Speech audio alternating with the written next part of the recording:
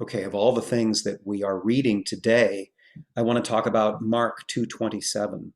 The Sabbath was made for man, not man for the Sabbath. The context in which Jesus says this is we do not exist in order to match these rules that might seem to be the be-all and end-all for the Pharisees. In other words, for the Pharisees, if you obey the Sabbath and all the other laws that the Jews got from Moses, that's what makes you holy. That's what you exist for. But Jesus turns that around. These rules and regulations exist to benefit man and to make him more human, I would say. This is certainly true of the Ten Commandments. We don't exist just to follow rules. The rules that God gives us, they're put in place to help us develop and grow and come closer to Him and be better people on earth in a community. They enrich us. In fact, the Sabbath is the great rest. We've talked about this with the Promised Land.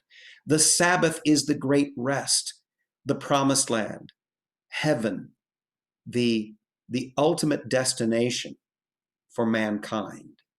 It was made to benefit Him and to suit Him.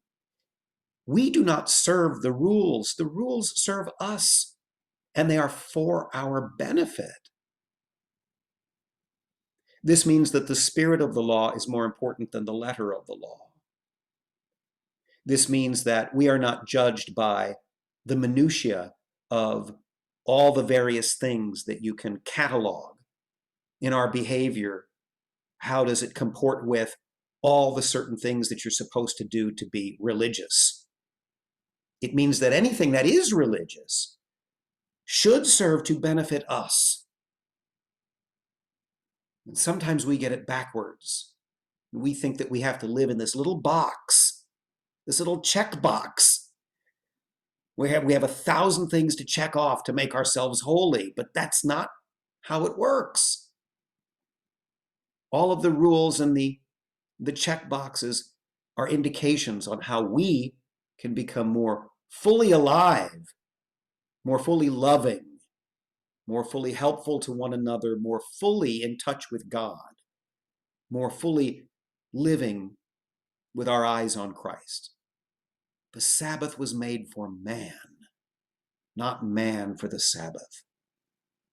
Everything we have from God, even the rules and regulations, are a gift, and a gift that suits us in a way that we might not even be able to comprehend. Because if we follow the laws, we find the Sabbath, we find the kingdom, we find God's rest, we find His peace.